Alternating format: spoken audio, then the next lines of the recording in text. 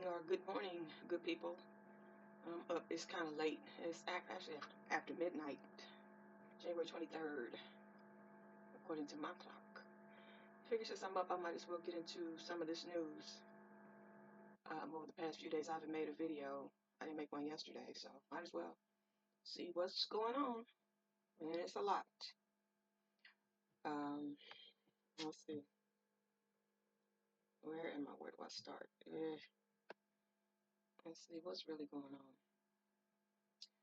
Well, for starters, there is another fire that has broke out in LA. They're calling this the Hughes fire. And man, it has broke out again. Let's see. Hughes fire. Let's see. When did this fire kick off? That's in what area? They said there are 6 active fires going on out there right now. And the most recent story, they said this one caused over 30,000 people to be evacuated. Thousands evacuate Hughes fire near LA as California faces fresh threats. This erupted north of Los Angeles Wednesday during critical fire weather. So they said this is a fast-growing fire too. It grew across 5,000 acres. Last I checked, there's like over 8,000 acres burned. There are over 30,000 evacuated. The fire that's near the popular water reservoir, Castaic Lake, some 40 miles from those blazes, had grown to an estimated, I don't want to read all that. So yeah, 6 active fires now. Another 31,000 it says, people had to evacuate. Current weather conditions at the Hughes fire, relative humidity 7%, 55 degrees, and northeast to east-northeast winds gusting to 42 miles per hour. Winds gusts expected to increase to 50 miles per hour. Okay, so they're saying that they're expecting rain out there now. And so with that rain now, because those fires have pretty much scorched California and all the brush that usually stops those fires, now they're saying that if and when it rains, then there's going to be threats for landslides and mudslides, in addition to the fires that are still burning out there. You gonna tell me that's a modern day Sodom and Gomorrah going on out there right now? Uh, People are setting these fires. There's no way these fires are just popping up all over throughout that LA metro area like that, just random, just popping up. As soon as they put one out or get one halfway contained, another one pops up. Come on, they are setting those fires. You can't convince me otherwise. Uh, what else? In the meantime, the southern states, such as Texas, Alabama, Louisiana, Georgia, I think it snowed in Mississippi too. Myrtle Beach is covered in snow. Florida is covered in snow. Atlanta, New Orleans, they said Mobile, Alabama, Galveston, Texas, all covered in snow. Beaches are covered in snow right now. This is end time weather. There's no way that this is not God doing this. People do not believe, but this is end time weather. They talk like global warming. Yeah, global warming, because the whole earth is about to burn, okay? The whole earth is about to burn. That's your global warming. So, yeah, they said it's like it's been 10 deaths down there in the South too because of this weather, because they don't have the equipment to handle a snowstorm down in Atlanta and down in Georgia and Florida and Louisiana. They don't have snow trucks and salt down there. So in the least little snow, but they said it's ice down there too, backing up traffic for 12 hours. People having to get out of their cars because they can't drive and they have to walk or leave their cars stranded. Beaches frozen, sand beaches frozen in snow down there right now. But the only good thing about that is that because it's down in that southern region, once this polar vortex passes, then that snow and ice is going to melt fast. because then the temperature will go back up down there and it'll get rid of all that snow and ice. But in the meantime, in between time, they don't know how to handle that. They schools closed, the whole those major cities down there, New Orleans, Atlanta, Galveston, all those major cities down there that's experiencing this right now, they shut down because they don't know how to treat that snow and stuff because they just don't have the equipment. They have to bring in equipment and trucks and stuff from out of state in order to um, deal with that snow and ice down there. 10 deaths.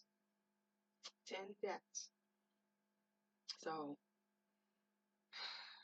this ain't nothing but God. What is that scripture in the Bible that talks about the weather and the end times? I'm not one of them people that can just quote scriptures off the top of my head, but I do remember the scriptures that talk about end time weather. I believe Jesus said it. What does the Bible say about the weather patterns in the last days? The Bible includes several references that some interpret as descriptions of unusual or extreme weather patterns in the last days, but they are often symbolic or part of apocalyptic visions. These are prophecies. It says there will be great, Luke 21, verse 11 says there will be great earthquakes, famines, and pestilences in various places, and fearful events and great signs from heaven. This verse mentions earthquakes and other natural phenomena, which we know is happening all over. Volcanoes erupted all over the place that were active for hundreds of years are now active and erupted all over the world. Revelation, it says from the sky, huge hailstones, each weighing about 100 pounds, fell on people. That's during the tribulation. That's what they're talking about in this Revelation 16:21 scripture passage. And they cursed God on account of the plague of hail because the plague was so terrible. That's going to happen during the tribulation. Changes in sun, moon, and stars. Matthew chapter 24:29. Immediately after the distress of those days, the sun will be darkened and the moon will not give its light. The stars will fall from the sky and the heavenly bodies will be shaken. Again, that's during the tribulation. Let's see. The earth groaning. That ain't nothing but earthquakes. Romans chapter 8, verse 22. We know that the whole creation has been groaning, as in the pains of childbirth, right up to the present time. Yes, the earthquakes and stuff, the trembling and the thunder and the lightning and all that, that's the earth. It's like a woman giving birth, about to give birth. It's the birth pains that the Bible talks about. That's what they mean with the birth pains. The earth is groaning. It's about to deliver. It's about to deliver Jesus Christ. That's what it is. Again, for the second time around. That's what that means.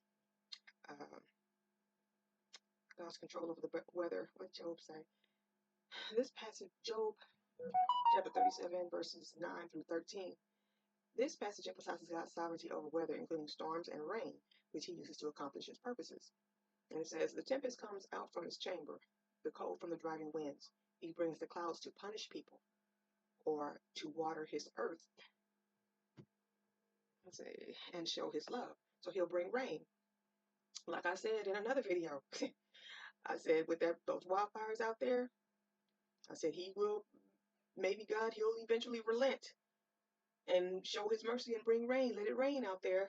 But then again, if it rains too hard, it's going to threaten landslides and mudslides out there in California now. But it says the tempest comes out of his chamber, the cold from the driving winds. You see all those winds that they say out there? That's they're battling. They're fighting against the wind because those winds are making the fire. It's fanning the flames in those fires, and that wind is just making it really hard for them to contain those fires out there. So that's what this verse means. He brings the clouds to punish people with floods, like he did during the floods, and to water his earth and show his love. So the tempest comes out from his chamber, the cold from the driving winds. That's exactly what that means. But in the last days, it says the patterns are going to get unpredictable. It says you won't be able to tell, with the seasons and stuff like what's happening now. Like it's winter time, and it's snowing in the south that usually don't get snow. and it's wintertime, and it's burning like crazy out in California, like it would be in the summertime. So, man, and we're still going to go through this polar vortex for a couple more days, throughout the Midwest and the South, so, and the East Coast. So, I used to say I wanted to move down south and spend the rest of my years down south to get away from the snow. The way these weather patterns are happening now, shoot, I don't know about that now. This is some crazy weather. It says, while many of these passages are open to interpretation, some Christians believe they point to increasing natural disasters and chaotic weather patterns as signs of the last days. Others view them symbolically, reflecting spiritual and societal upheaval. It's not symbolic, that's literal, that's happening right now. Social upheaval, societal, global upheaval and chaos all around the world, war breaking out all around the world. That's not symbolic. That stuff is happening. Prophecy is being fulfilled every darn day. All right, so next story. What else? We talked about the weather. It's fire on the West Coast, ice on the East, and even down South in the Midwest. And volcanoes and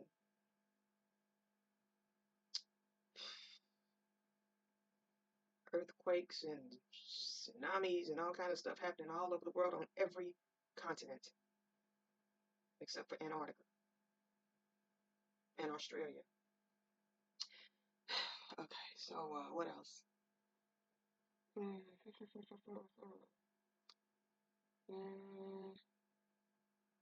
Pentagon sending 1,500 troops to the U.S. border. Texas Department of Public Safety welcomes their help. You have Governor Abbott already said that he's going to be involved in that, policing that border down there. But Trump has signed an executive order now deploying troops, the military down there, to secure the borders. That's something Biden and Kamala Harris should have done, but they didn't. So, um, and they've already begun busing some of the Mexican nationals back to Mexico in southern Texas. They're sending them back right now as we speak. And they've begun the mass deportation operation. It's underway right now. They've eliminated the birthright anchor baby um, citizenship rights. And so, well, they haven't eliminated it. Well, Trump did sign the executive order, and it's going to be challenged in court. But right now, the way the federal government can get around that is that the illegal undocumented parent, although they gave birth to a child over here and that child is considered a United States citizen, that undocumented illegal parent will be deported, and they're going to be faced with the dilemma of if you want to leave your child here, who's a citizen, and you get deported without the child, or you take your child with you. So no more game in the system with anchor babies. That's up. So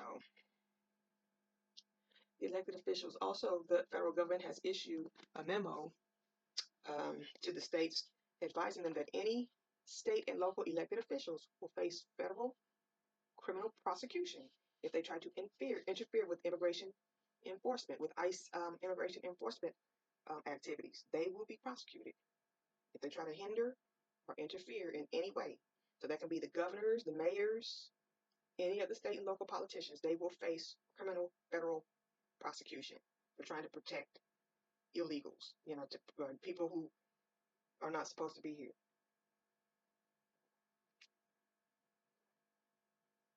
What else?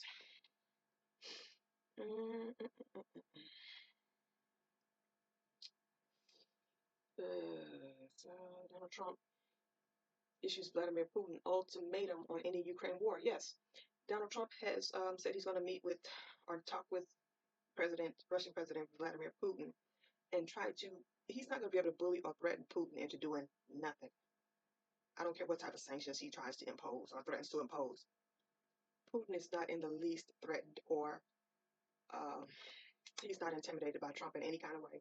Neither is China's President Xi Jinping or North Korean Prime Minister or President Kim Jong-un. They do not fear Trump. That Ayatollah doesn't fear Trump over in Iran. That Ayatollah Khomeini does not fear Trump. They'll call his bluff. And so he's saying he wants to meet with Putin about ending the Ukraine war. First of all, Putin is not, he already said he's not interested in a temporary ceasefire or anything like that. He said he's going to do whatever he must do to further Russian goals and interests. So I don't think he's going to agree to ending this war if he doesn't get what he wants. Because Putin also has his own oligarchs and uh, cabinet, if that's what you call it, or parliament that he has to deal with too. So we'll see how that goes. But Putin is not going to let Trump push him around. If that's the case, Putin controls Russian state TV. When Trump got elected, when he won the election, why did Putin allow them to put Melania's nude pictures on Russian state TV? They actually televised Melania's nude photos on Russian state TV when Trump won the election in November. That was their way of taunting Trump. Um, that was a message to Trump, letting him know. That was Russia's message to Trump, letting Trump know his place, to remember his place. That was also a way of just kind of just laughing at America and saying, "This is y'all first lady. We got y'all first lady's nudes on our state government TV to show all of our Russian citizens. America's a joke, basically. Putin don't nothing get on the TV without Putin's permission, and that's what they did when Trump won the election in November.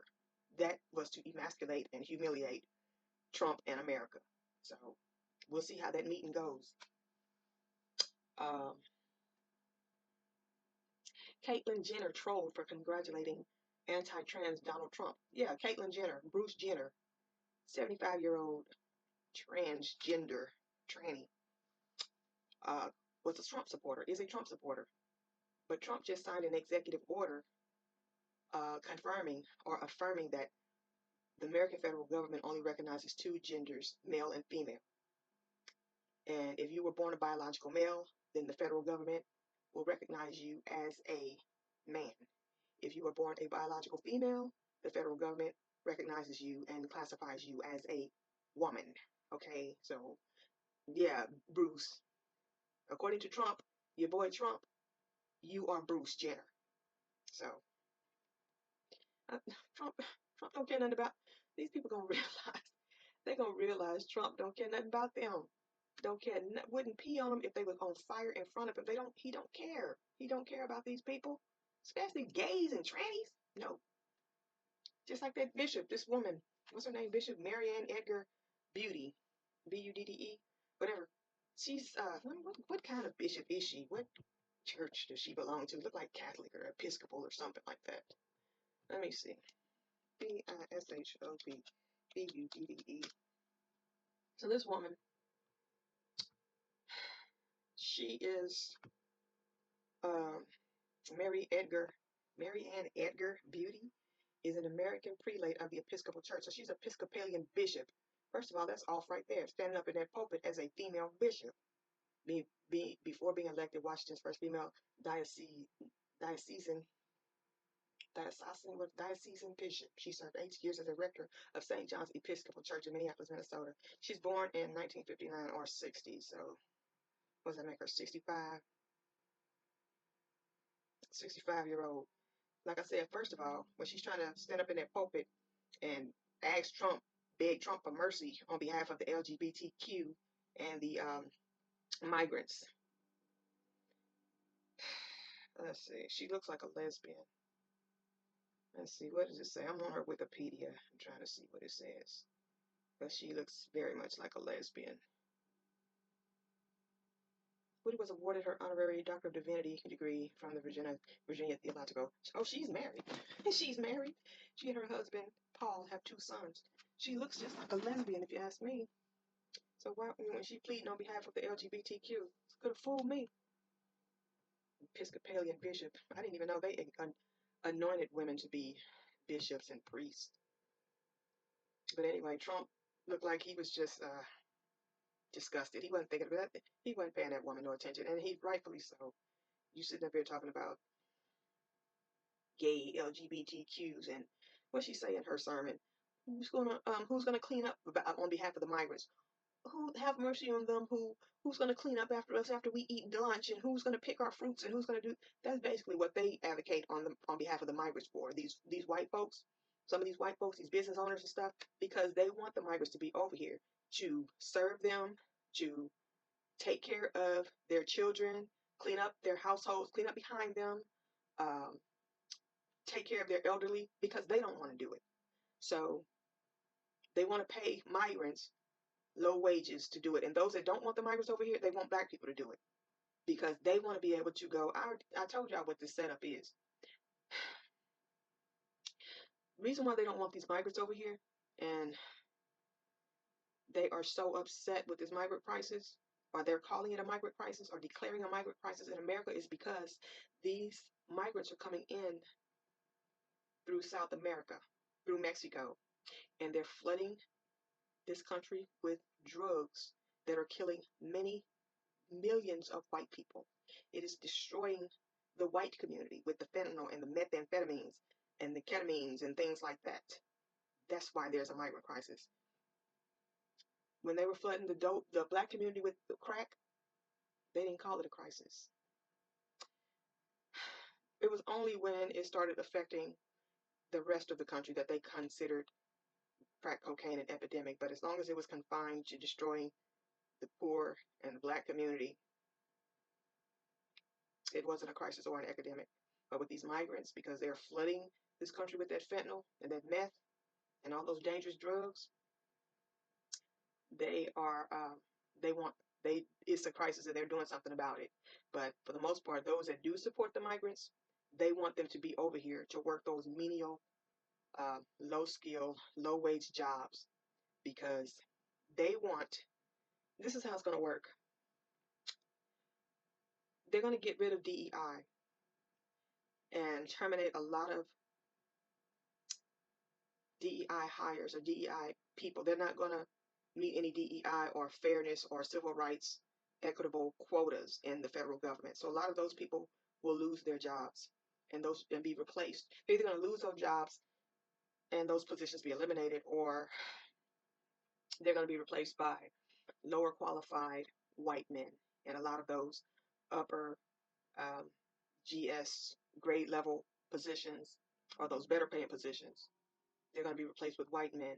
And then they're going to put the white women in middle management and administrative office positions and things like that, while they're going to kick a lot of the minorities and all the DEI hires, they're going to kick them out.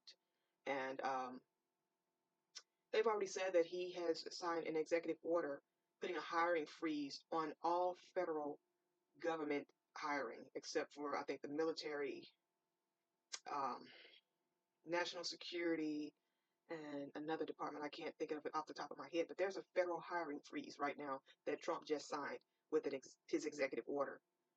And so what I'm trying to say is, I'm getting long-winded with this, but they want to have a system of employment here where the white men who are less qualified, less experienced, less educated could take the positions that a lot of black people, they're going to bump down a lot of the white women and put them into lower positions.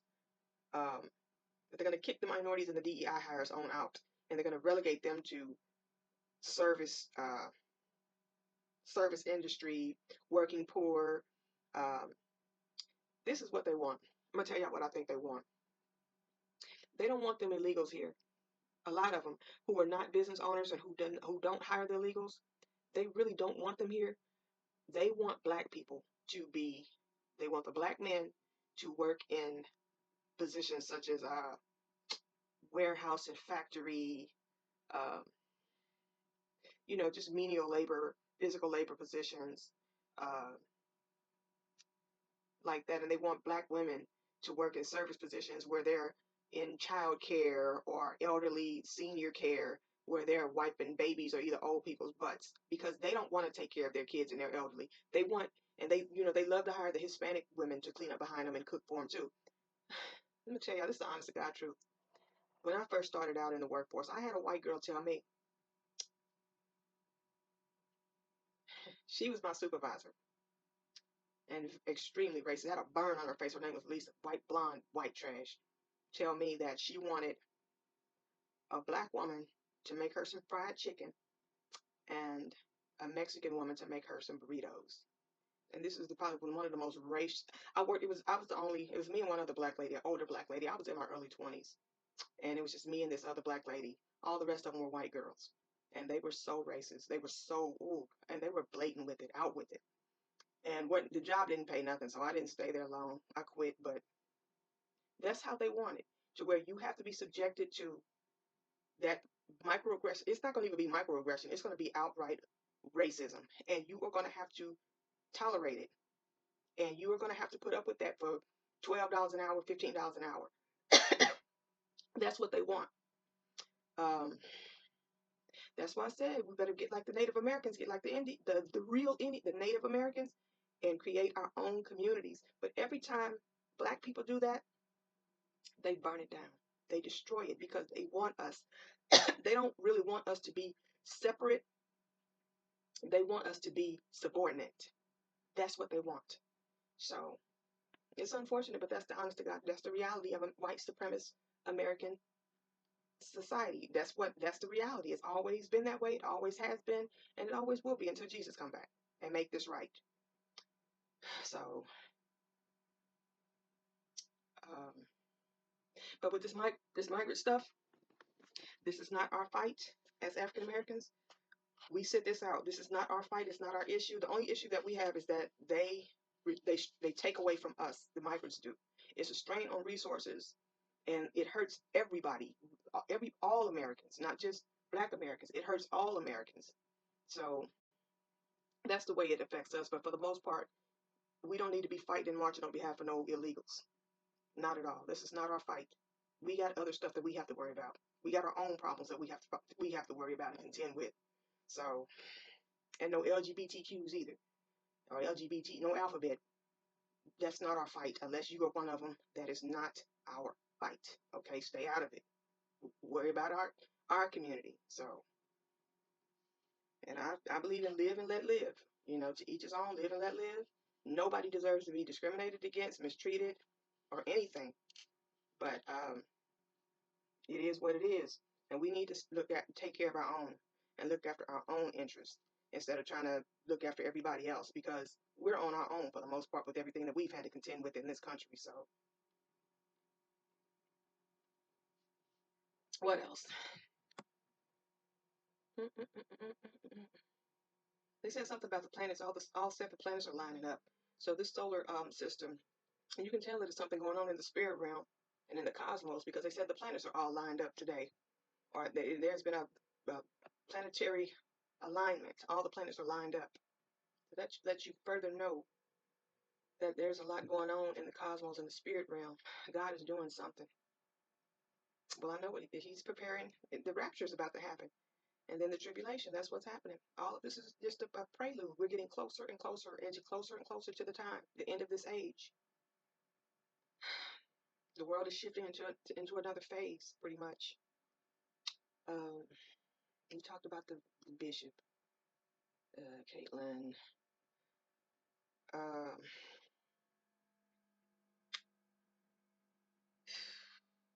There was a bus driver in Atlanta who was unalived over a $2.50 fare. This man worked as a bus driver on the MARTA bus line in Atlanta, and he was killed. He was shot several times by he got into it with 3 juveniles who did not want to pay the fare. That was $2.50. And they killed this bus driver. It says they were juveniles, but they might be tried as adults. If they were juveniles, then they're only going to probably be held until they're 21 if they're tried as juveniles. However, if they're tried as adults, they said Atlanta has they're going to be charged with a murder. And I think they said Atlanta has a mandatory minimum of 30 years if you're charged and convicted of murder in Georgia, Fulton County. So, does it say if he was a bus driver just doing his job? That's why I say they don't pay bus drivers enough, because bus drivers have to deal with all kind of personalities and people. anything where you're front facing and you're dealing with the public, you know, your life is in danger dealing with this type of stuff. So it doesn't say if these boys are, you know, they were juvenile, so they didn't say their names. But if they tried it as adults, they will say their name. MARTA bus driver murdered. Police charge. Bus operator shooting suspect. This happened. Suspected shooting MARTA bus driver murder arrested.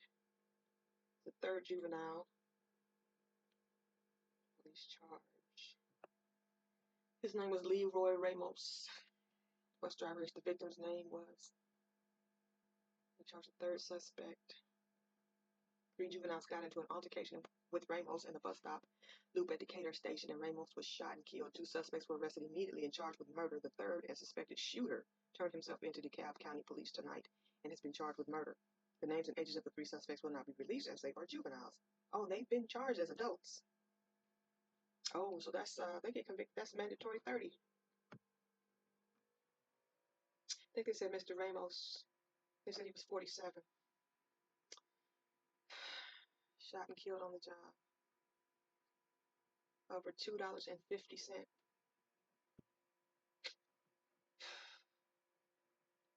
It's not worth it, man. But the scripture says wickedness will increase in these end times.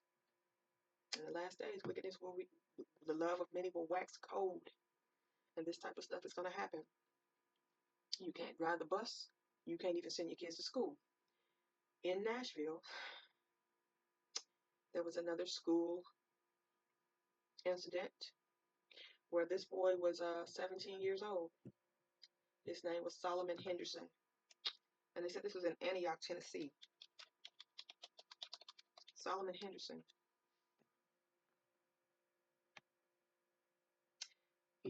He went to school and he killed a female student, 16-year-old. Her name was Jocelyn.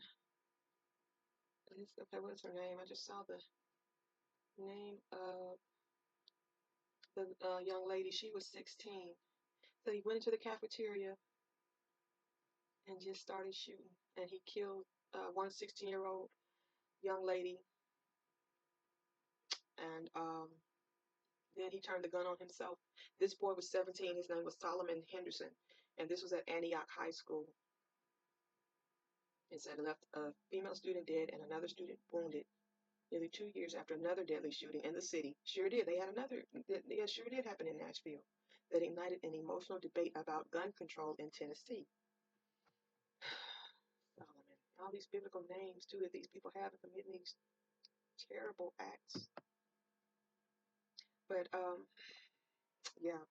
They said this boy was 17. He had a manifesto that he had wrote. They said it was like a 50-page manifesto that this boy wrote. He was 17 years old. He was anti-Semitic. He was a self-loathing African American who said that he was ashamed of being black. It says, yes, the young lady's name was Jocelyn. This ad getting away. Her name was Jocelyn Correa Escalante. She was 16. And this boy, he said that he hated Israel. He was ashamed of being black. And he had a 50-page manifesto, and I posted the news story. And you can go and look at my YouTube channel, my YouTube. I'm going to post a link to my YouTube where you can also view the news stories. But yeah, because I always put news clips on the end of my videos to confirm the stories that I'm talking about. But yeah, this boy really has some mental problems. This is Metro Nashville Police said Wednesday night investigators were probing very concerning online writings and social media posts as they attempt to determine a motive behind the attack that was partially streamed online. Somebody said he partially streamed this online? You can't even send your kids to school. That's why I said if I had kids, if I had kids or if I had grandkids, I would want them to be homeschooled because it's just not safe. It's not safe to send them to school anymore or daycare. But they want, and that goes back to what I'm saying, even with the daycare, They even going in after the little kids. There was a story, I didn't post a news story about it, but there was a story about some lunatic in Germany went on a stabbing spree and murdered a 2-year-old child in Germany. Even little babies are not safe, but yet still, these folks over here want African Americans and minorities to take care of their household and watch their kids and their seniors, their elderly and their sick, and not and neglect our own households. Just like how it was back in the Jim Crow and the slavery eras, I'm sorry. They wanted us to, as black women, to attend to their households. They wanted the black men to work their land, be sharecroppers and do all their farming work while they reap the profits and the revenue and the benefits. In the meantime, that's why, it's just slavery in a new form with the whole black jobs. They want the black woman to work for little or nothing, taking care of their households and their family, cleaning up behind them, while the black woman and the black family is neglected and dysfunctional. Um, while they go out and work and run the world and control everybody and, dominate everybody and oppress everybody. That's not going to happen, though. It's not going to happen. Those days are over. And they said this little boy, little Henderson boy, back to him. It says this is a 70-year-old African American boy. This is what he said in his manifesto. He said, Henderson also posted anti-Semitic writings and posted a flyer from the Goyim Defense League, which is a neo-Nazi white supremacy group. He said, quote, I was so miserable I wanted to off myself. He also allegedly wrote at one point, quote, I just couldn't take any more. I am a worthless subhuman and a living, breathing disgrace. He really hated his life. All my in real life friends outgrew me, act like they didn't effing know me. Being me was so effing humiliating. That's why I spent all day disassociating. He also had a photo of the Covenant School shooter who killed 3 children and 3 staffers in 2023 before offing themselves. Yeah, that was just the incident that happened last year. That person also did that, did that and then did themselves. Oh, that's so sad. So this was a copycat crime. Purported writings reported by the Tennessean included statements against race mixing with a desire to take revenge on society. Henderson also had statements praising Adolf Hitler and jarring photos from past school shootings. This boy really was a self-hater. Sounded like he was mentally ill. It says that the purported manifesto and social media posts from the shooter, as well as a forum he allegedly participated in that promoted white supremacy and accelerationism, which is a desire to see a hastening to the collapse of modern society, according to the Civil Rights Organization. This black boy belonged to this. Don't he know that they hate him too? That's just like Caitlyn, pro-Trump, but Trump hates you. This boy, he on the white supremacist neo-Nazi sites and they hate him. They straddle him up like they will any other 16-year-old, 17-year-old black boy.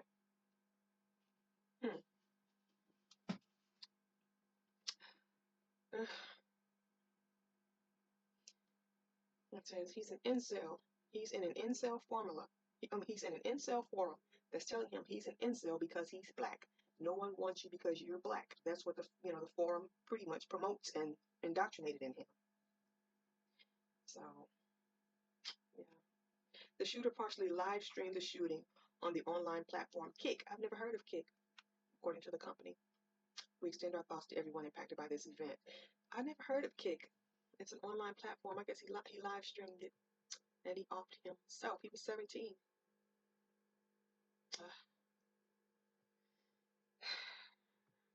This world you can't even send your kids to school.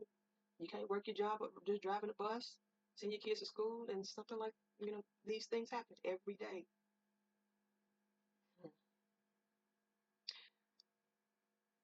Over in Nigeria, a gospel singer, Timilayan Ajayi, beheaded his girlfriend, Salam Adaidu. Adaidu, Adaidu. He beheaded his girlfriend because she was chatting with another guy on her phone and said he did it near a church. He beheaded dismembered this woman. And I got the video where they showed them arresting him. She was a nice looking young lady. But this is a gospel singer in Nigeria. Abuja, I think, Nigeria. Beheaded his girlfriend because she was, I guess, chatting with another guy. And he didn't even say she was cheating, just said that he said she was chatting with another man. Gospel singer. They said that they caught him with her head, carrying her head in a bag.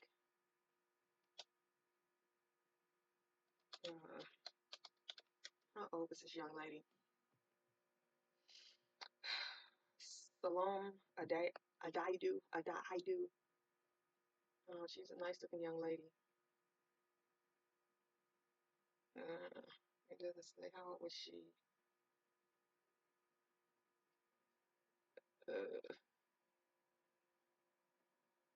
Police discovered her. She was 24. Let's see, and how old was he? And he did it near a church, and he's a gospel singer.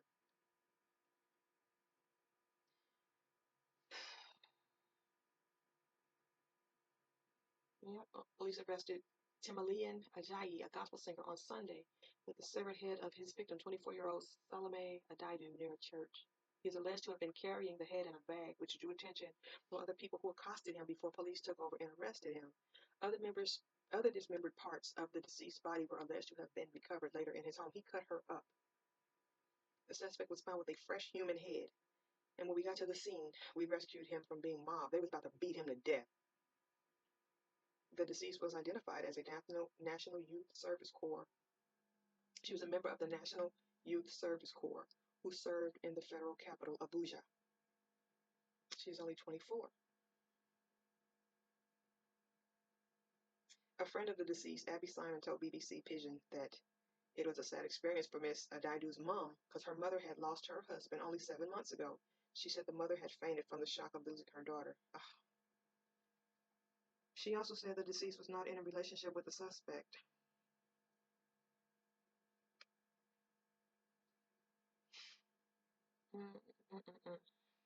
But they said that he's facing the death penalty. They said he's going to get the death penalty. Nigeria don't play. He's going to get the death penalty. Yeah. Nigeria does not play.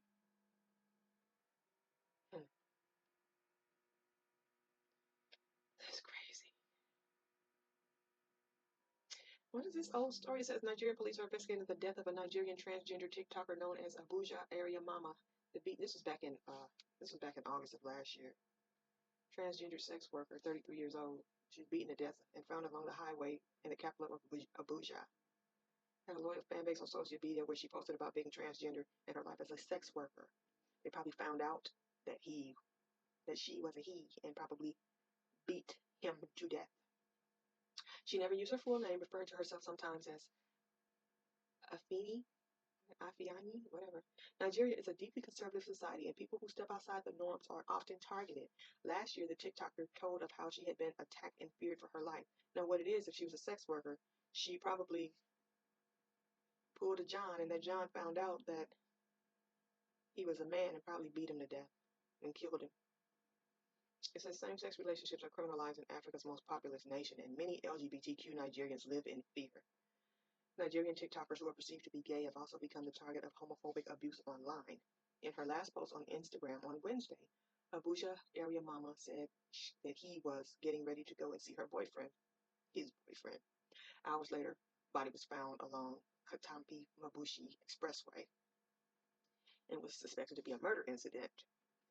A team of detectives visited the scene on Thursday. The individual was a man fully dressed in female clothing with no means of identification on him. Last September, the TikToker said that she had been stabbed by an unidentified person and what were unclear circumstances. On her TikTok profile, she described herself as the #1 Abuja crossdresser and queen of the street.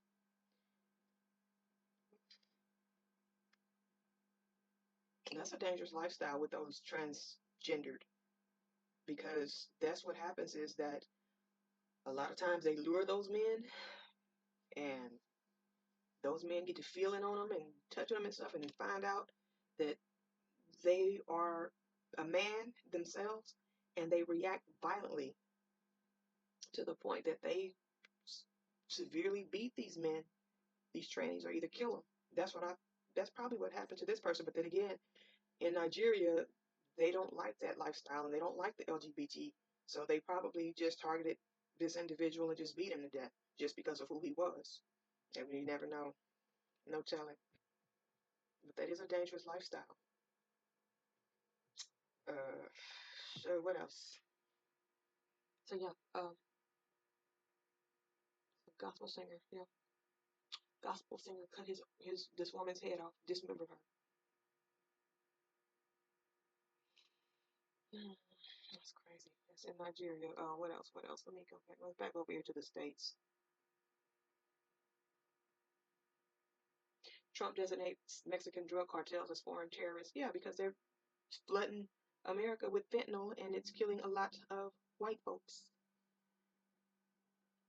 So he's threatening to invade Mexico and start a war down there in Mexico. He's threatening to send or to deploy troops to Mexico to take on the cartels and to stop all this influx of human smuggling and human trafficking and this illegal immigrant invasion. So Trump is talking about taking military action, with which the American military can easily defeat Mexico, because Mexico really don't have no strong allies to fight a superpower like America. So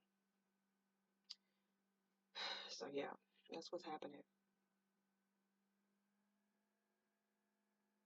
over in Palestine. No, let's go back. Let's go back to America. They didn't kick Vivek Ramaswamy out of Doge. They didn't kick him out. He didn't got his wake up call. They didn't got his what Paul Mooney called him, a sand Nigga. He didn't got his wake up call. He thought that that stuff was sweet and talking down on black people.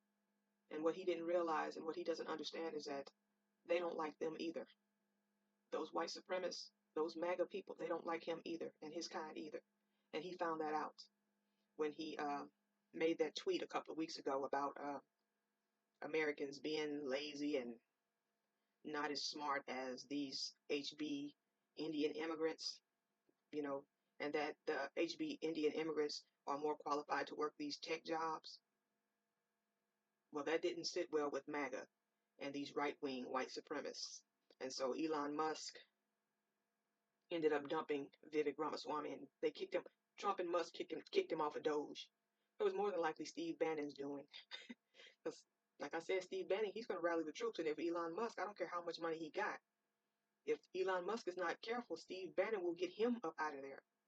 So now that Vivek Ramaswamy is off as the co-head or co-director or whatever he is of this Doge department, now that department is solely under the head of Elon Musk, which is probably what Elon Musk wanted in the first place.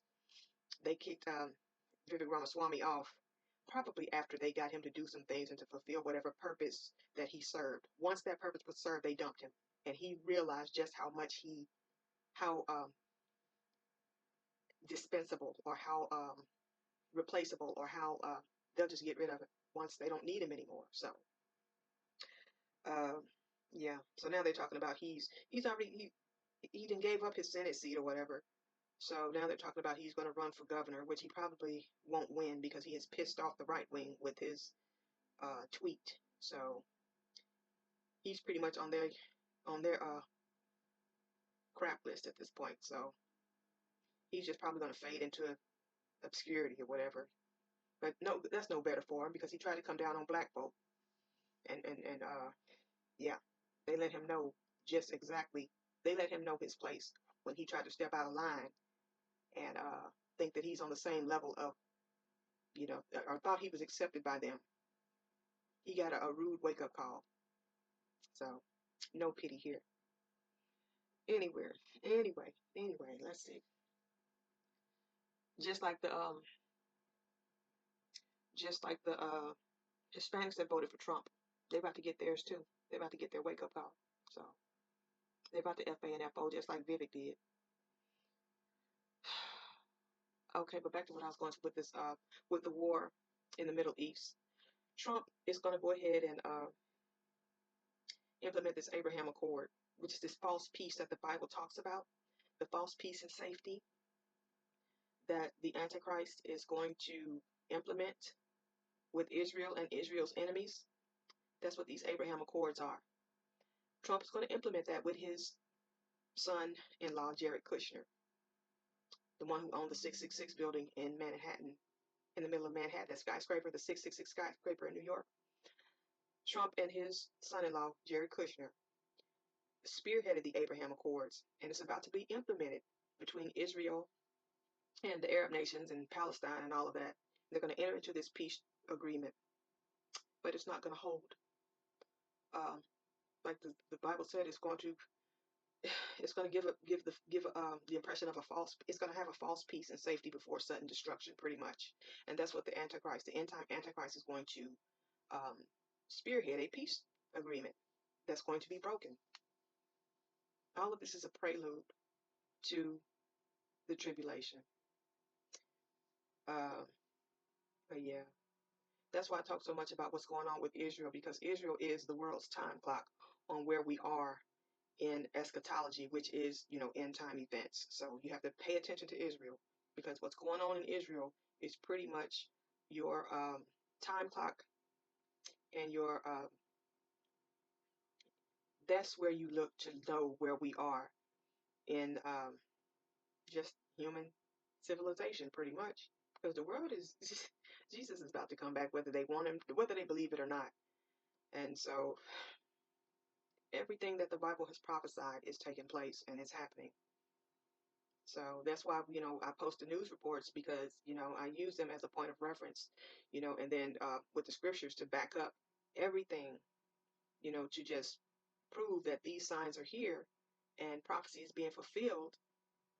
And, it's just only a matter of time. Jesus is coming back. So that's why I tell people, if you have not accepted Jesus as your Lord and Savior, if you have not repented of your sins, turned away from your wickedness, and asked the Lord to forgive you, if you have not been baptized, blood washed, and born again in the name of Jesus Christ, who is the Father, the Son, and the Holy Spirit, then I just strongly encourage you to do so now, before it's too late. Don't keep putting it off. And if you have and you have unsaved loved ones, then pray for your unsaved loved ones to get saved before Jesus cracked them clouds. He starts coming after them clouds. He's going to come in them clouds. He's going to rapture his church. And then you just don't want to be down here for that 7-year tribulation that's going to affect the whole world. So, all right, y'all. I'm going to stop it right here. Go to my YouTube video if you want to see the news clips. But yeah, that's about it. So I'll be back tomorrow. All right. Yeah, that's about it. I think I've covered everything. All right. Peace. Be blessed. Good evening. I'm Nora O'Donnell, and thank you for joining us. We want to begin tonight with news that the Los Angeles area does not need. There is a new wildfire that is tearing through the dry brush, and it is 0% contained. It's called the Hughes Fire, and it's burning fast, about 30 acres a minute, sending smoke and flames hundreds of feet into the air. Now, evacuations have been ordered in several remote areas. This fire is burning in a mountainous region and is one of 6 fires burning in Southern California. That includes the Eaton and Palisades fires that killed more than 24 people and damaged or destroyed thousands of structures. And then on top of that, there is rain in the forecast, and authorities are worried that could trigger mudslides. CBS's Jonathan Vigliotti leads us off from Southern California. The crews right now are scrambling to contain these flames. They're trying to prevent this fire from jumping over the fire line. We have seen the wind really push this fire as it exploded in just a matter of hours to more than 5,000 acres, sending so many people under mandatory evacuation orders scrambling to safety. Let's get out, let's go. But all around us here is wildland. We saw from the air this morning an enormous plume of smoke and flames and the fire just exploding. Despite hundreds of firefighters on the ground and an arsenal of planes dropping massive amounts of water and retardant, embers pushed by 30-mile-per-hour winds are still igniting trees and thick brush. This grew from a small vegetation fire this morning to more than 5,000 acres in just 2 hours. We're close to Interstate 5, a major link between LA and the San Francisco Bay Area, which has now been closed. And the dangerous fire conditions will continue through tomorrow. Then weather whiplash. Rain is in the forecast this weekend, Nora. With it comes the concern of mudslides. Scary situation. Jonathan Vigliotti, thank you for being there. In the south, at least 4 weather-related deaths have been reported as snow, ice, and record-breaking cold create paralyzing conditions this part of the country rarely, if ever, sees. Priya Sridhar is in Atlanta, where millions struggle to get around today. Priya. That's right, Lester. Local officials tell me they've received thousands of weather-related calls. And even though traffic is moving right now, the concern is that temperatures are expected to drop below freezing, which could create more icy road conditions. Millions in the south in the grips of severe weather in a region rarely slammed with snow. Just outside of Atlanta, slick roads stalled cars, some hoping the sun would melt the ice. Get your little spot and just wait it out. You know, I'm not saying it's simple, but it's smarter. Drivers at a standstill on this highway in Georgia for more than 12 hours. We're gonna be here in a minute. In DeKalb County, officials issuing a state of emergency, urging residents to shelter in place. We have also treated more than 500 tons of roads with sand, of course, salt and calcium chloride. So this is a very serious condition that we're facing. Atlanta's airport hit with just over 1 inch of snow. Airport officials say some TSA officers struggle to get to work. Wait times for travelers up to 90 minutes. Passengers finally moving at Tampa's airport, where dozens of flights were delayed and canceled. Had a day, it's been 3 days, and it's only been like a day. In Jacksonville, Florida, officials say 3 bridges are now open again after multiple crashes closed them. In Louisiana, cities are blanketed in snow. A historic 10 inches swept parts of New Orleans overnight. Tonight, tens of thousands remain without power along the Gulf, as many worry major disruptions could continue for days to come. Priya Sridhar, NBC News, Atlanta, Georgia. And Bill Cairns is here. And Bill, we're going to talk about the historic freeze in the south in a second. But let's start with the winds and the fire danger in the west. Horrible timing, Lester, for the Hughes fire. Santa Ana winds are returning, and they're going to get even stronger later on tonight. 10 million people including where the Hughes fire is located, all the way down outside of San Diego. Specifically for the Hughes fire, later tonight, the firefighters are going to be fighting this blaze with like a strong tropical storm winds around 50 to 65 to 70 mile per hour wind gusts. We're going to have extreme fire growth, and hopefully they'll keep those aircraft in the air fighting the blaze. As far as the cold goes, today a lot of the snow melted, but it kind of got slushy. Tonight it's going to turn to a rock once again. The ice is going to form. Very dangerous, treacherous conditions, Lester, till tomorrow afternoon when it begins to finally melt away. All right, Bill, thanks for the update. Thanks for watching. Stay updated about breaking news and top stories on the NBC News app or follow us on social media. Unleash the power of knowledge and connect with the heartbeat of the African diaspora. Download our African Diaspora News Channel app now on Google Play and Apple App Store. Stay informed with authentic and diverse perspectives, breaking news, and cultural insights. Immerse yourself in a community that celebrates unity, resilience, and progress. Experience the vibrancy of the diaspora at your fingertips. Don't miss out. Empower your perspective today. Search African Diaspora News Channel and join the conversation. So today what we're actually going to talk about is a bus driver for the city who actually became unalived by a group of teenagers. I believe they said it was a trio, so 3 teenagers over a $2.50 fare. I also have an opinion from someone else who said that they know the system in particular and why the driver may have persisted in one way or another. But let's go ahead and give some detail and background on this particular situation. So, a Georgia bus driver was fatally shot in a dispute over a $2.50 fare. On Friday, January 3rd, Leroy Ramos was working his bus route for the Metropolitan Atlanta Rapid Transit Authority, MARTA or MARTA, when an argument ensued between him and a group of 3 juveniles.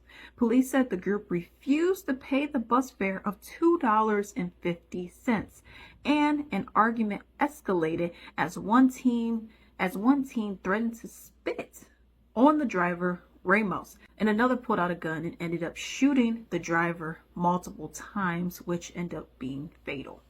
2 juveniles were immediately arrested. The third, who was suspected to be the shooter, initially fled, but turned himself into the DeKalb County Police on Monday. All right, the trio are now facing murder charges.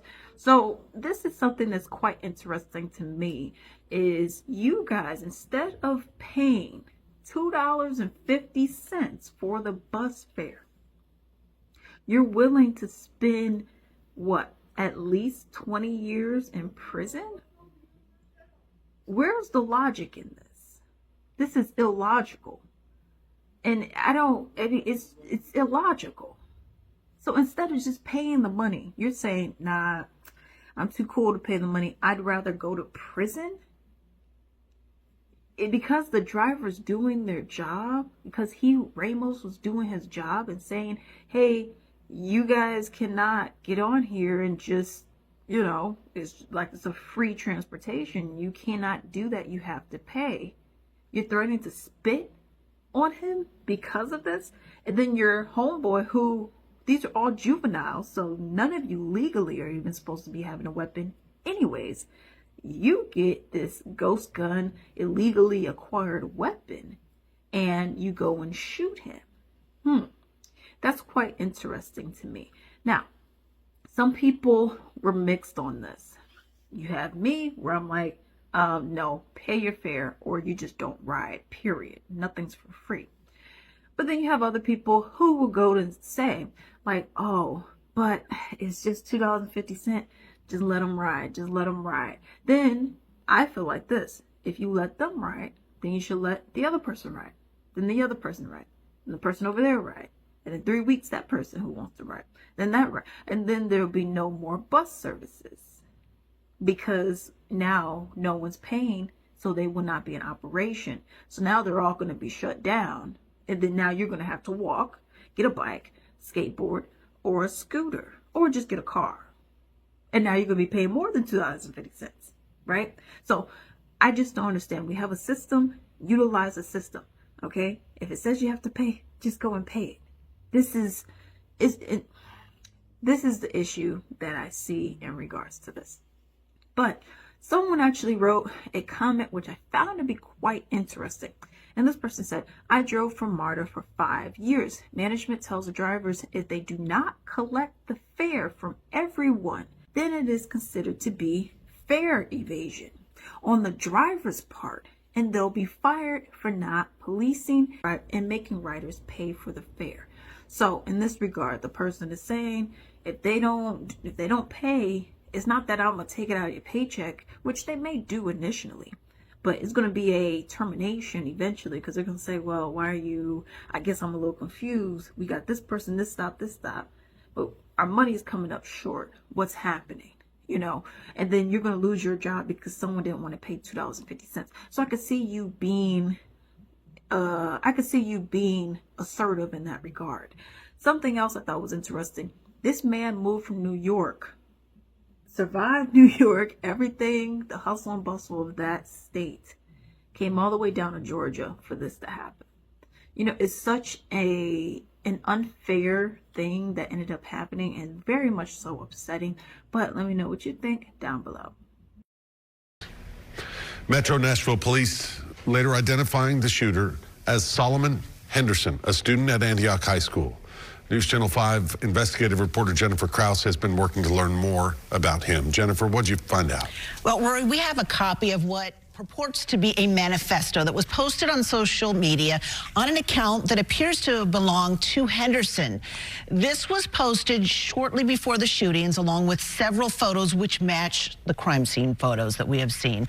What is in here is extremely disturbing and chilling. It's horrifying. As you can see, it's thick. It's 51 pages long, filled with text as well as pictures.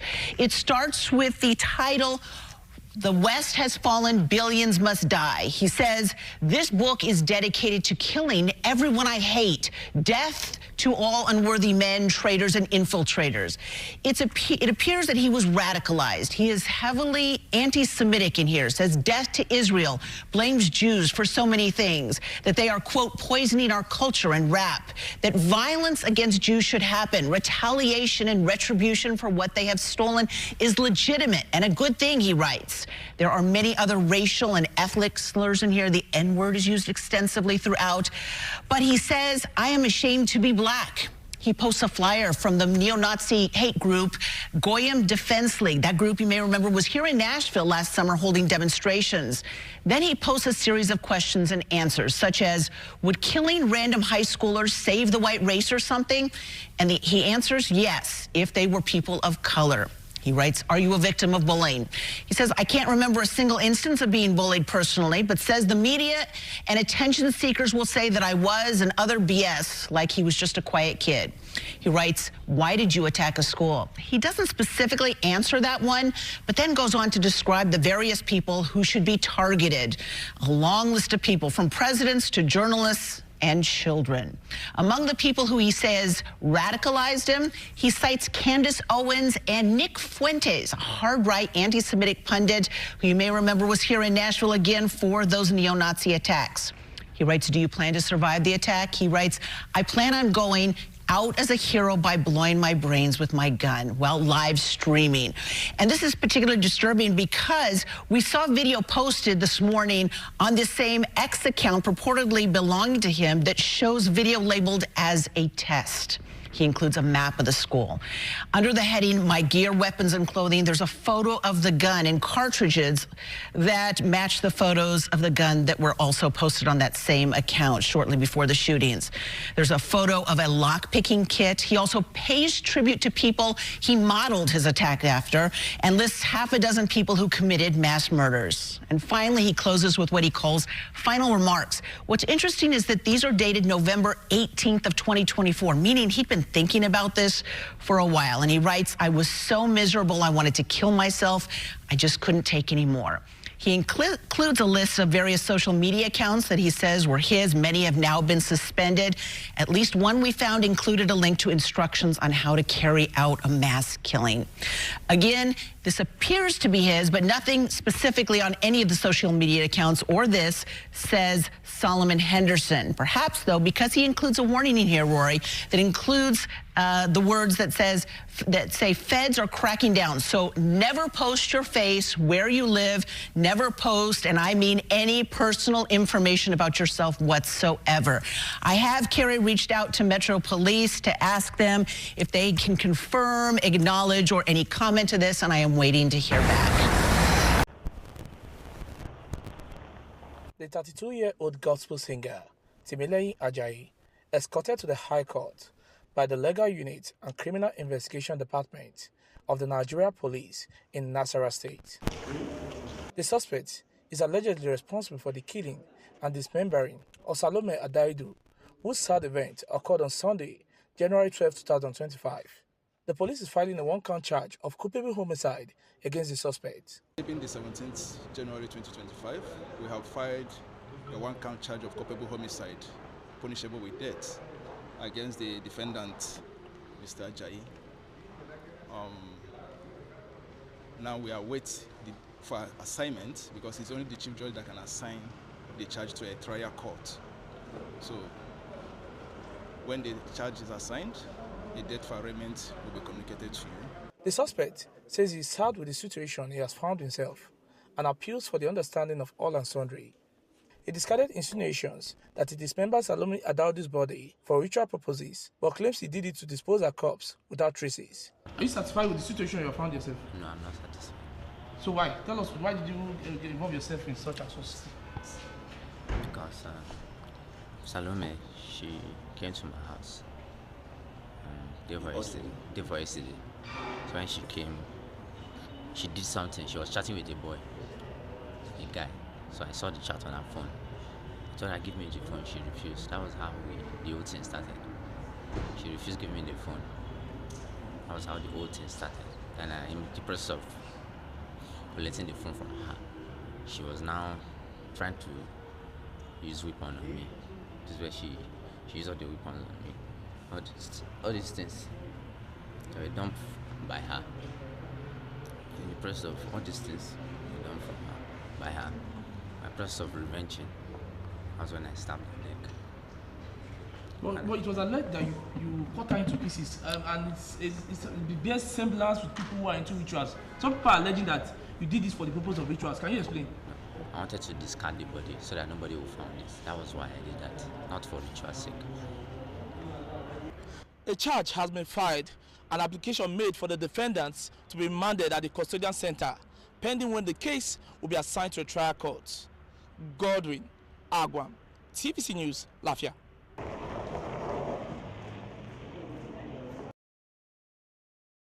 Ajayi, a Nigerian gospel singer and performing artist popularly known as Timalayin, has been arrested for allegedly beheading his girlfriend. Reports indicate that Ajayi was apprehended on Sunday, January 12, 2025, near a church in Oroso, Abuja. Eyewitnesses reportedly saw him carrying a black nylon bag swarmed by flies. Upon being stopped and searched by residents, a fresh human head, believed to be his girlfriend's, was discovered in the bag. In a video shared online, Ajayi is seen being questioned by the police, where he revealed that he had been in a relationship with the victim for 1 year before the incident. He claimed that a heated argument escalated into a physical altercation, during which she allegedly tried to stab him with a knife. Ajayi stated that the confrontation took an unexpected turn, leading to her death and subsequent beheading. What is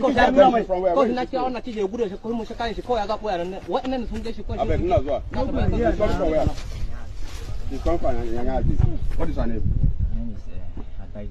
Adaju. Which tribe is she? Adaju.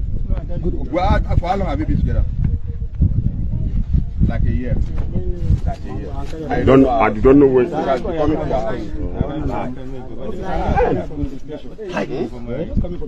This woman, I was calling the number was not going. My number is network, just network. She ran my mind was just telling me that somebody is just I just stopped a car. That is like I just stopped a car and I stopped when your boy was with the part of the woman being doing each other. I want to give me 100 million. I refused. That was what my mind was. It's as if I'm just dreaming. I swear to Almighty God.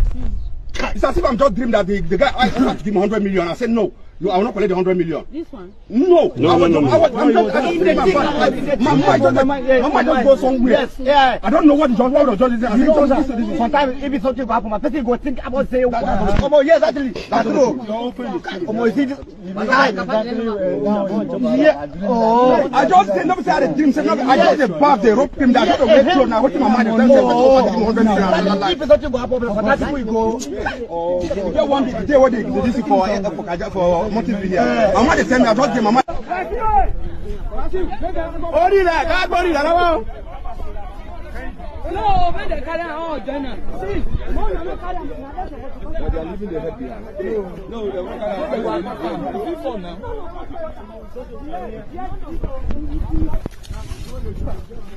Today I still like you. I see always. No, my talk again. I'm my talk again. No, my talk later now. Remove on. No. Yes, sir. First, we have a list of pardons and commutations relating to... Gaza is interesting. It's a phenomenal location. On the sea, best weather. You know, everything's good. It's like some beautiful things could be done with it, but it's very interesting. But some fantastic things could be done with Gaza. Congratulations.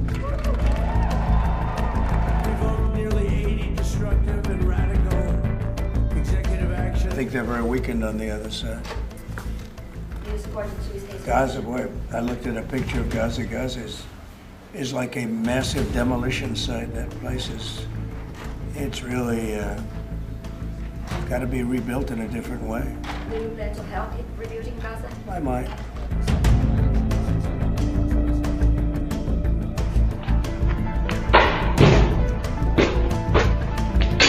My commitment is to continue the work of advancing President Trump's vision for the Middle East, whether through expanding the Abraham Peace Accords, fostering economic development, or facilitating dialogue between long-standing adversaries. A stable and prosperous Middle East is not an unattainable dream. It is a goal within our reach.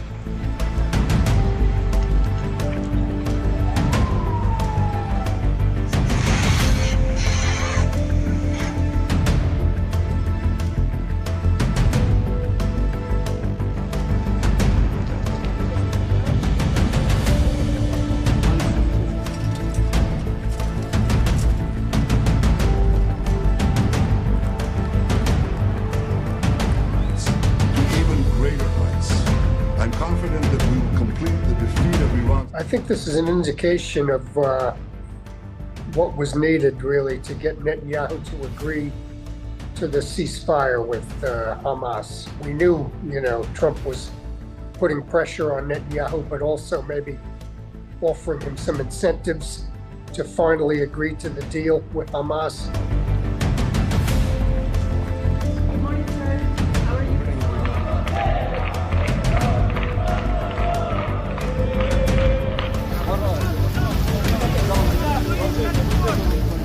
ترامب مثله مثل بايدن مثله مثل أي رئيس أمريكي سابق لا يمكن أن يكون نراهن على هؤلاء الناس بأن يقوموا بأي حل للقضية الفلسطينية.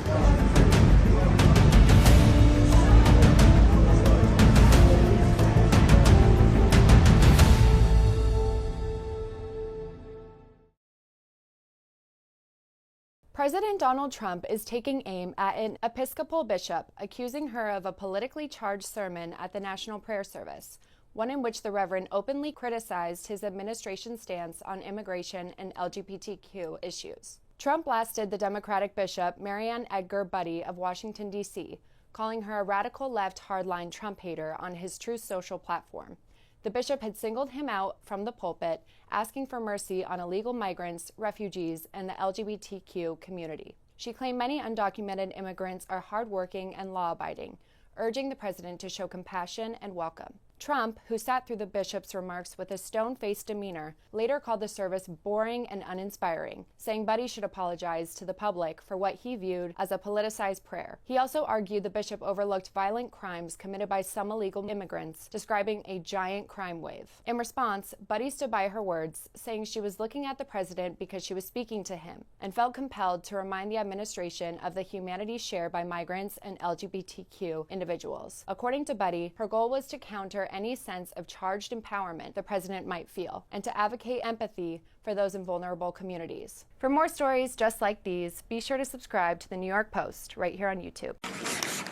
So they are now designated as terrorist organizations, foreign, and Mexico probably doesn't want that. It's true that this was probably not how Mexico wanted to start the new bilateral relationship with U.S. President Donald Trump. His decision to designate drug cartels as terrorist organizations gives the U.S. government broader power to use military action against these criminal groups and new legal tools to target their financial interests. The thing is, most of those measures were already part of existing anti-narcotics policies. Experts argue drug cartels don't work the same way as traditional terrorist organizations or respond to the same deterrents. What sustains the drug trade is the demand. So the profitability of the drug trade, in fact, exponentially increases with the punitive measures that these type of policies entail. No one in Mexico disagrees that cartels sow terror. Their grip on the country permeates almost every aspect of society, especially along the border, where they also control the movement of migrants.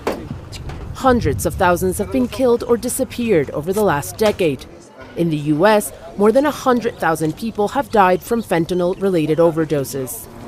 President Claudia Sheinbaum has sought to redefine cartels as less of a Mexican problem and more of a bilateral one, fueled by American addiction and weapons, and insisting it will not be solved with unilateral measures.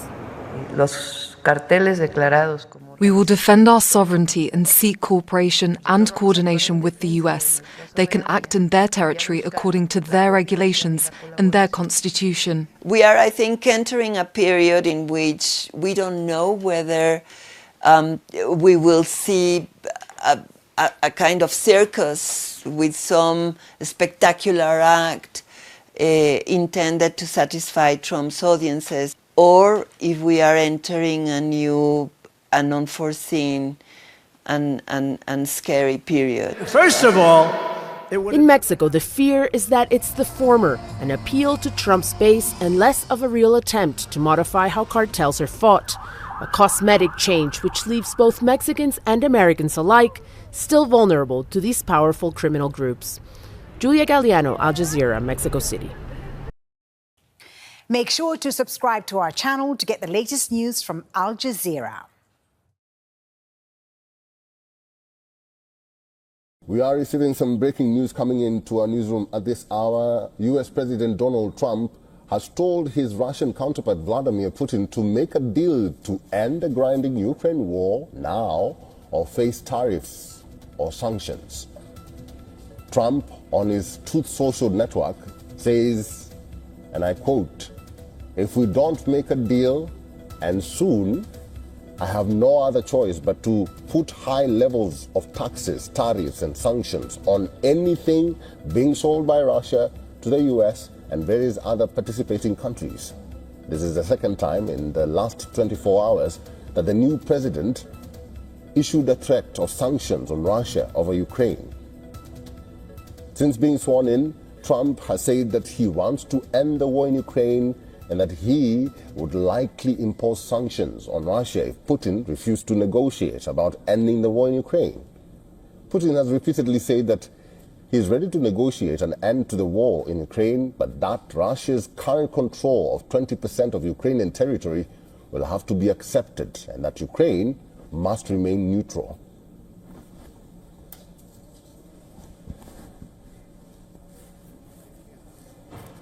For all the latest news, download the WION app and subscribe to our YouTube channel.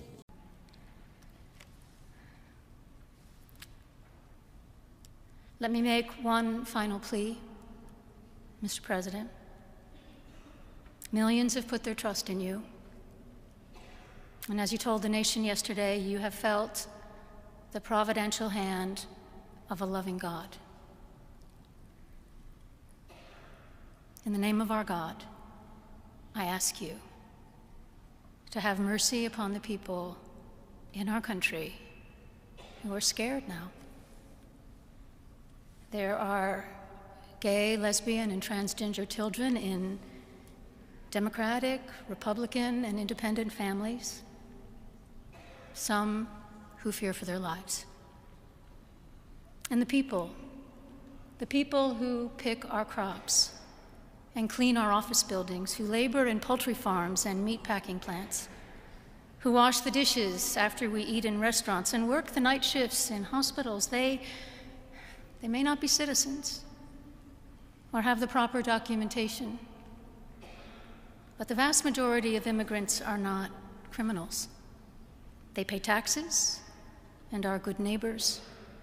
They are faithful members of our churches and mosques, synagogues, wadara, and temples. I ask you to have mercy, Mr. President, on those in our communities whose children fear that their parents will be taken away, and that you help those who are fleeing war zones and persecution in their own lands to find compassion and welcome here. Our God teaches us that we are to be merciful to the stranger, for we will all once strangers in this land. May God grant us the strength and courage to honor the dignity of every human being, to speak the truth to one another in love, and walk humbly with each other and our God for the good of all people in this nation and the world. Amen.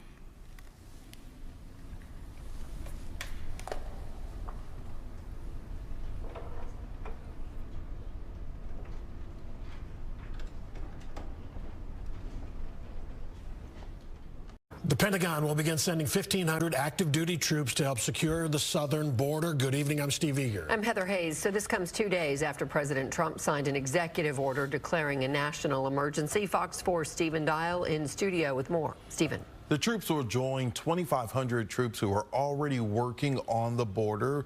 When they will arrive and what role they will play is still unknown. 2 days after President Trump took the oath of office, active duty U.S. military troops are preparing to head to the southern border. It's part of one of his executive orders to combat illegal border crossings. While illegal crossings are still a concern, in Texas, those numbers are down. In the last couple of weeks, we've seen a decrease in illegal border crossings between ports of entry. Just as of yesterday, illegal border crossings were down below 1,000. That's across the southwest border. Texas Department of Public Safety Lieutenant Chris Olivares told me crossings in Texas are down 87% compared to this time last year. But he is still encouraged by the news of more troops coming. When more troops are sent to the borders, as some were sent last year, how does that help you guys? What they do provide is a value in really observing any activity they see on the border.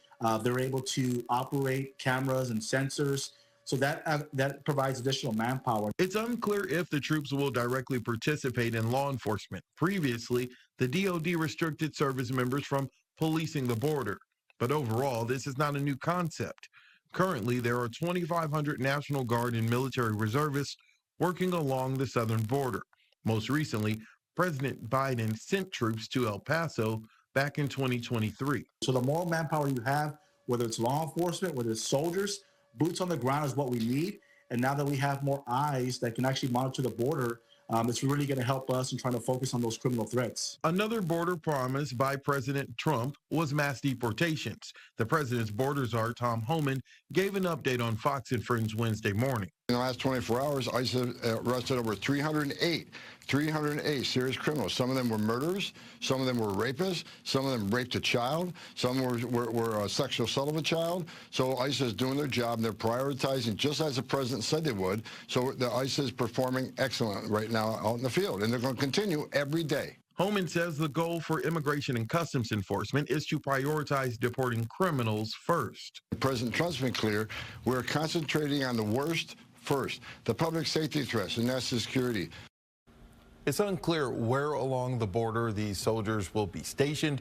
President Trump just named Texas border czar Mike Banks to lead U.S. Border Patrol. He might have a say in that decision.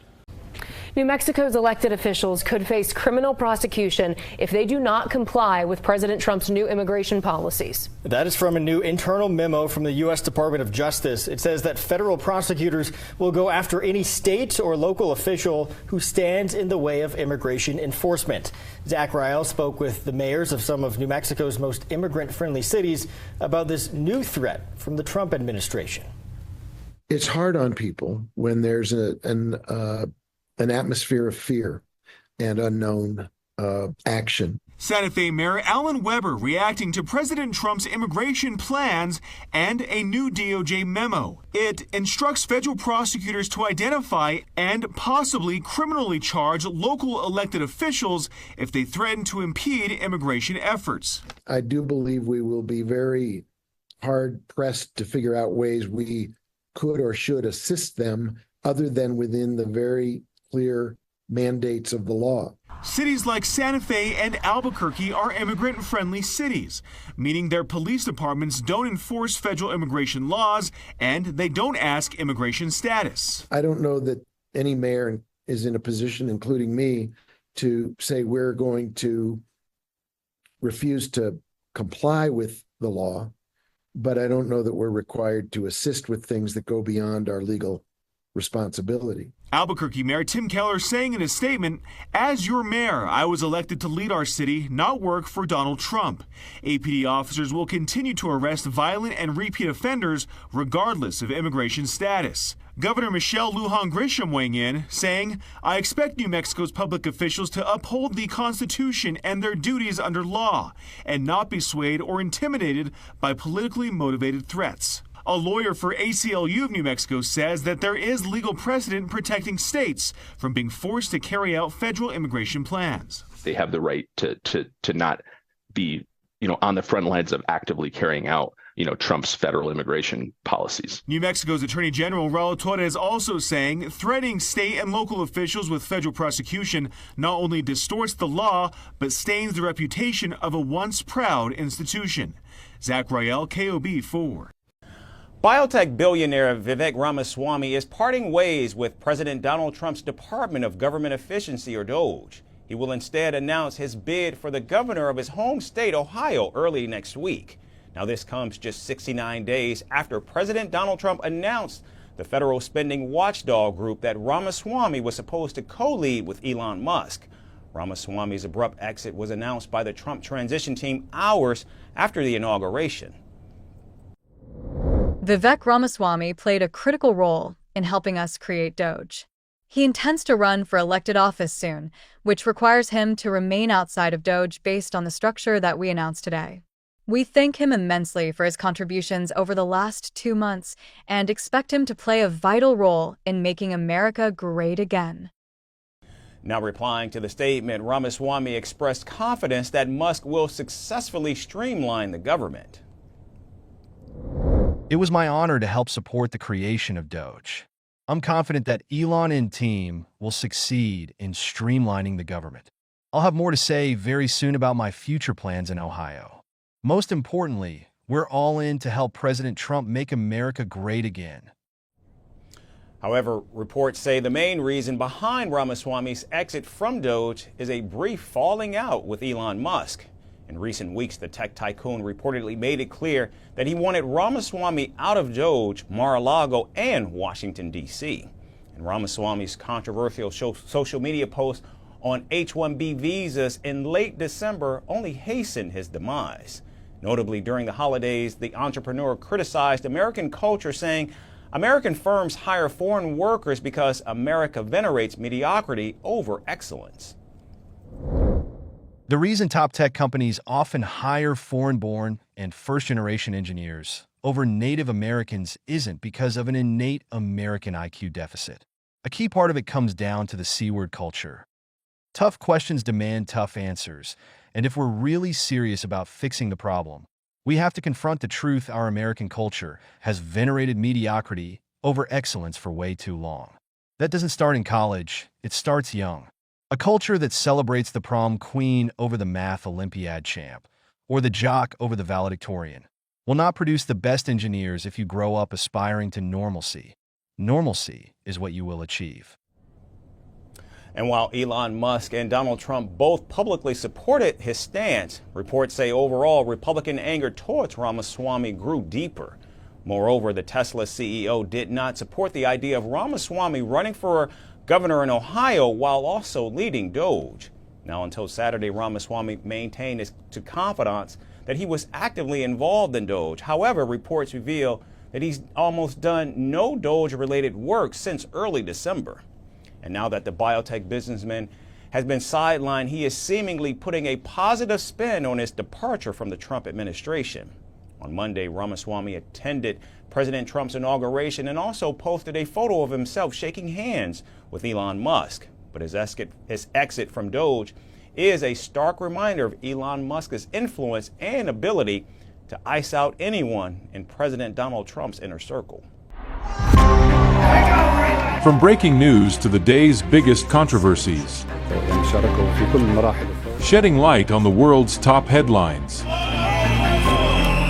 detailed analysis on the stories that matter the most to you. Catch it all on Spotlight at 6 p.m. India time and 12:30 GMT, only on First Post.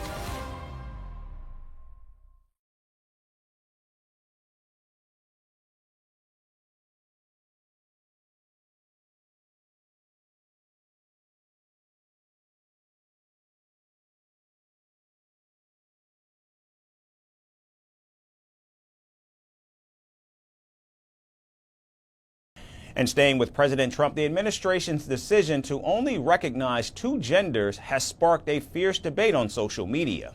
With just one executive order on Monday, the commander-in-chief designated millions of transgender citizens in the U.S. as pretenders. This week, I will also end the government policy of trying to socially engineer race and gender into every aspect of public and private life.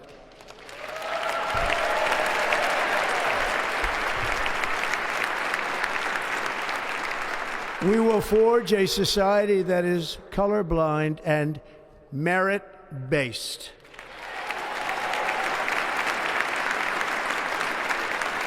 As of today, it will henceforth be the official policy of the United States government that there are only 2 genders, male and female.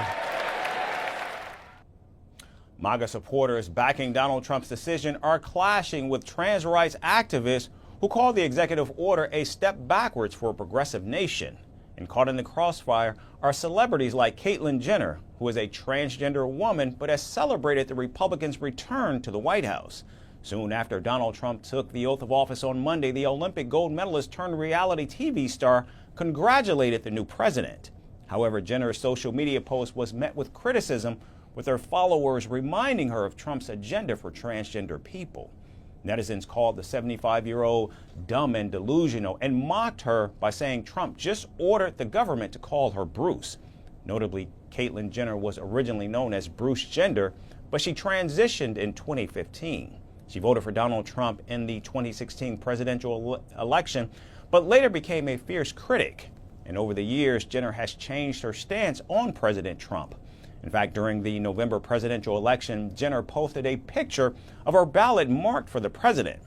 Trump's anti-trans order will now require the federal government to use the term sex instead of gender. It will also direct federal agencies to classify people by biological sex on government IDs like personal documents, passports, and visas. The federal government will also be ordered to stop interpreting sex discrimination laws in ways that protect trans people. And the order also prevents taxpayers' funds from being used for gender-affirming treatments and mandates privacy in intimate spaces. These are just people trying to live their lives, right? They're just trying to live their best life. And that if I can be part of doing that and helping them get to that point, then ultimately they become happier, more productive people. And that's really what we should all be wanting for everybody. Now, while the decree is expected to be challenged in court, it makes one thing crystal clear. President Trump's war on the LGBTQ+ community and diversity programs has begun, threatening America's culture of social inclusivity. From breaking news to the day's biggest controversies, shedding light on the world's top headlines, detailed analysis on the stories that matter the most to you.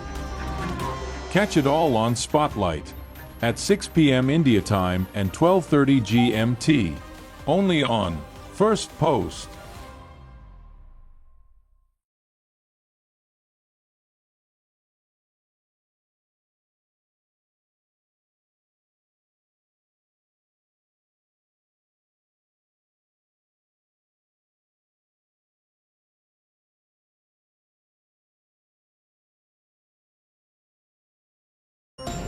Now to new developments in the tragedy in Tennessee today. The victim of the Antioch school shooting just identified here tonight as 16-year-old Jocelyn Escalante. Her family saying they are just devastated, but also here calling for more school security on that campus. They describe her as kind and loving.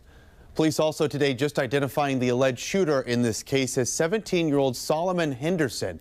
Now, officials say he arrived at that school by bus, went into a school bathroom, came out with a pistol, then started firing around the cafeteria. He then later turned the gun on himself. When I heard her running and I heard the anxiety and the anxiousness in her voice, that is something I can't get out of my head. Police now say they are looking into this possible manifesto shared on a social media account that appears to be connected to that suspect.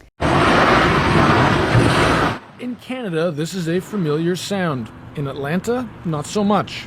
It's one of many surreal scenes across the southern U.S. Beaches coated with ice, palm trees drooping, weighed down with snow. From the Carolinas to Florida to Texas, a once-in-a-lifetime winter storm has caused havoc at airports, snarled traffic, and caused 10 deaths, mostly on icy roads. We're seeing numerous collisions. I mean, hundreds of single-car crashes where vehicles run off the road. The snowfall in many cities historic, shattering century-old records. In New Orleans, parts of the famous French Quarter turned into a hockey rink. We've been doing everything that we can to let people know that they should stay at home. The city not equipped for winter weather, relying on outside help for equipment to move the snow. So those who don't recognize that type vehicle, it is a snowplow. We have 14 of them right now going throughout the city of New Orleans. Experts say it's another example of weather that's increasingly unstable and unpredictable. With global warming, it isn't just heat. It's extremes. So extreme cold, extreme heat, droughts, flooding, snowstorms. That's snow a novelty for millions of Americans. In Houston, a snowball fight. Snowboarding in Greenville, North Carolina. I've been up all night for this. I've been excited for Greenville to finally have snow. I'm out here snowboarding on a skateboard deck with no wheels. For thousands of Canadian snowbirds who flock south to escape winter, not so funny. We come down here to get rid of the damn snow, and here we have snow. Everything's still closed down here because, they have no snow plows or anything. That snowbird says the sun is breaking through where he is, though much of the Gulf Coast is still in the grips of a record cold snap, with little relief expected before the weekend. Jimmy Strachan, CBC News, Toronto.